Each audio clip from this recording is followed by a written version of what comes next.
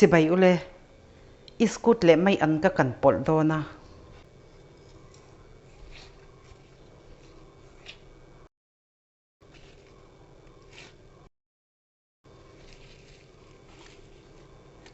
mai an hi ka silfai sa ve ka nia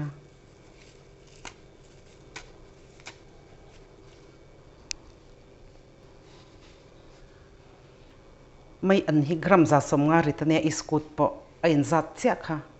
ka siam pol do na in rem tok ain mil tok kan ti ang kha kan siam pol me anga anun lai hi kapaya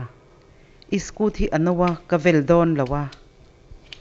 kan polatan hi chuan ano hi mang theila atui bi ka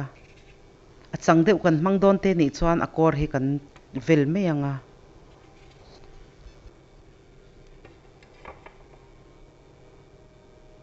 pan deuh hlekin he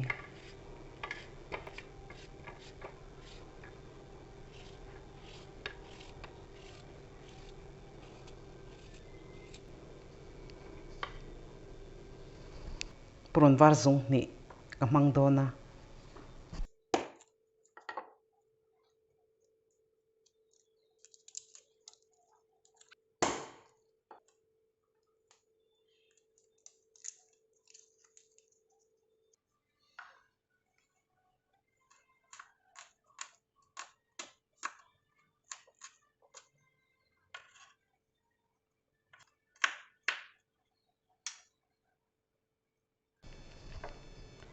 pron var kan chut ke hian a hmui tui bi ka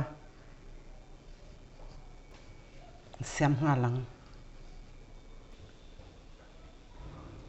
tel tablespoon ni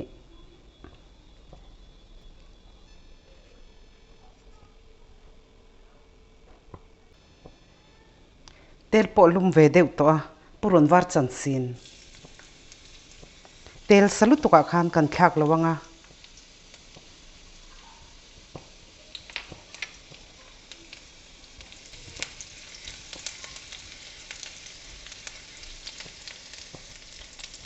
mei hi ania ma ka da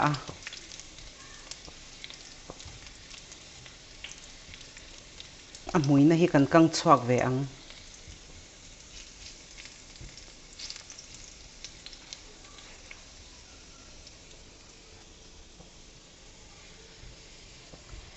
ron var po min to a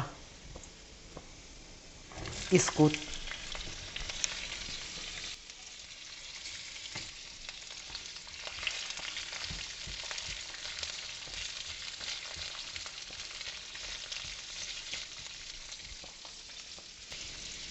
chi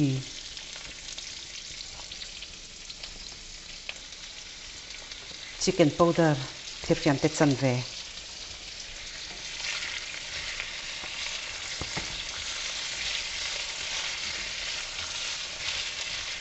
chicken powder aya ajinote kha atel theya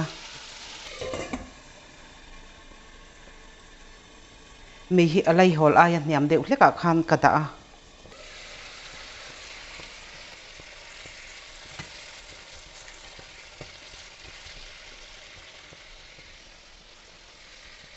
iskut hi minute ni vel ka chuang to a mai an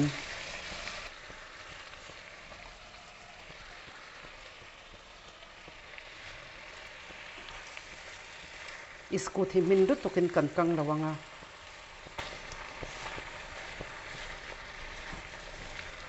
mei hi amidiama ka da a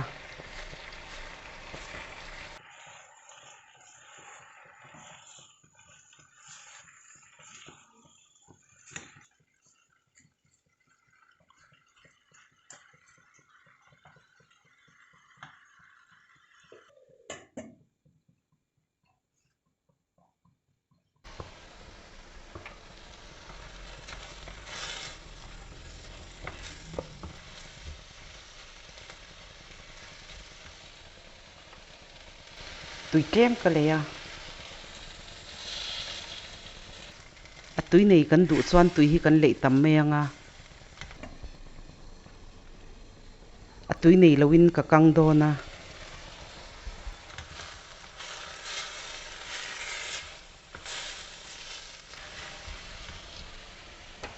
mei hi alai hol ai an hiam deuh hleka ka da a iskut po min to a